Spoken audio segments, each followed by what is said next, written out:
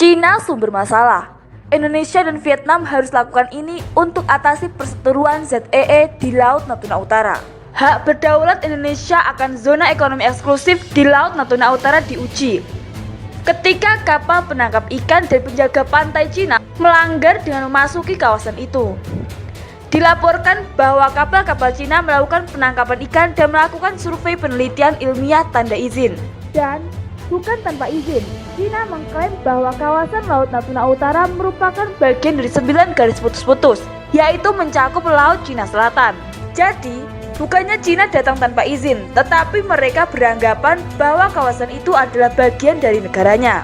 Sepanjang tahun 2019 hingga 2020, kapal pemancing dan penjaga pantai Cina melanggar kedaulatan di zona ekonomi eksklusif Indonesia, termasuk di perairan teritorial utara Laut Natuna.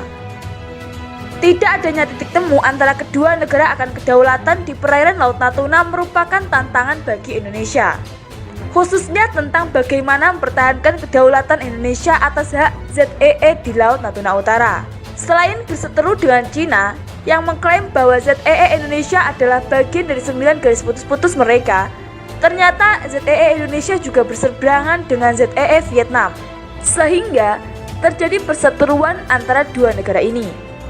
Klaim ZEE yang tumpang tindih di perairan sekitar Kepulauan Natuna di Laut Cina Selatan telah mengganggu hubungan bilateral Indonesia dan Vietnam selama beberapa dekade.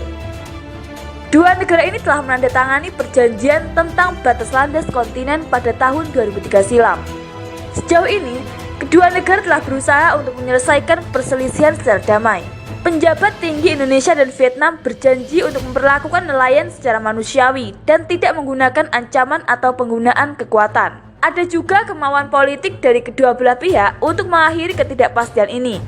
Sejak 2010, Indonesia dan Vietnam sudah terlibat dalam 12 kali pertemuan untuk membicarakan delimitasi ZEE. Yang terbaru pada tahun 2019. Kedua negara Asia Tenggara ini telah menyatakan keinginannya untuk mempercepat proses negosiasi dan sedang mendiskusikan pedoman sementara untuk mencegah pertikaian lebih lanjut. Untuk mengelola perselisihan ini, Indonesia dan Vietnam harus terlibat dalam langkah-langkah membangun kepercayaan sesuai dengan pasal 74 ayat 3 Konvensi PBB tentang Hukum Laut. Mengutip Asia Forum, pasal tersebut menetapkan bahwa negara pantai dapat melakukan segala upaya untuk mencapai kesepakatan sementara. Pertama, kedua negara harus menetapkan zona sementara di wilayah yang disengketakan, agar aktivitas ekonomi seperti penangkapan ikan dapat dinikmati bersama. Cara ini merupakan praktek umum bagi negara-negara dengan batas-batas laut yang belum terselesaikan. Tindakan seperti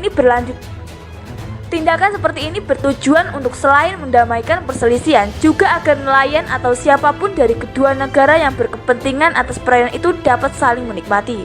Kedua negara harus melakukan kampanye bersama untuk meningkatkan kesadaran nelayan Vietnam atas informasi mengenai kawasan ZEE negara masing-masing.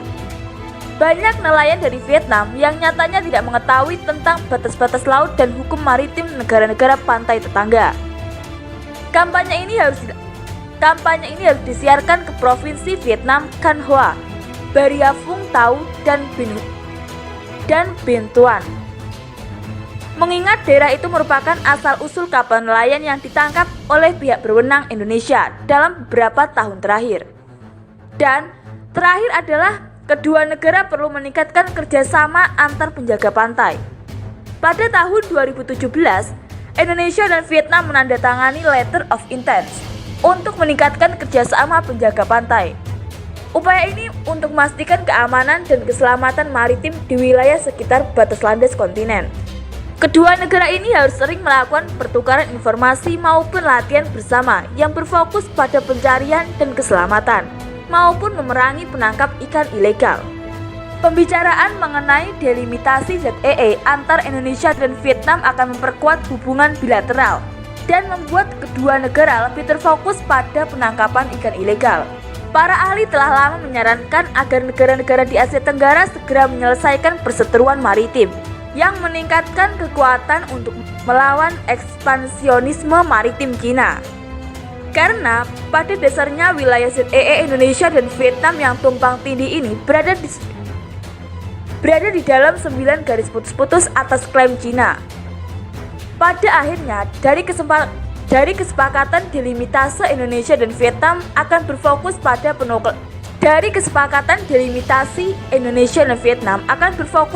penolakan klaim Cina akan wilayah tersebut.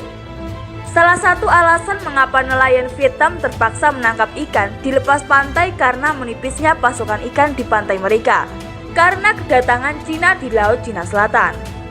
Indonesia dan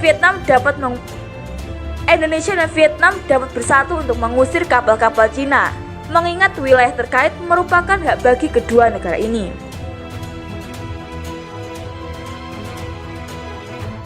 Kedua negara ini harus sering melakukan pertukaran informasi maupun latihan bersama yang berfokus pada pencarian dan keselamatan, maupun memerangi penangkap ikan ilegal.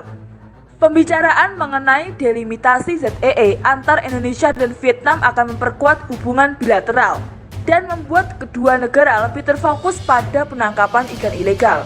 Para ahli telah lama menyarankan agar negara-negara di Asia Tenggara segera menyelesaikan perseteruan maritim yang meningkatkan kekuatan untuk melawan ekspansionisme maritim Cina. Karena pada dasarnya wilayah ZEE Indonesia dan Vietnam yang tumpang tindih ini berada di dalam 9 garis putus-putus atas klaim Cina. Pada akhirnya, dari kesepakatan delimitase Indonesia dan Vietnam akan berfokus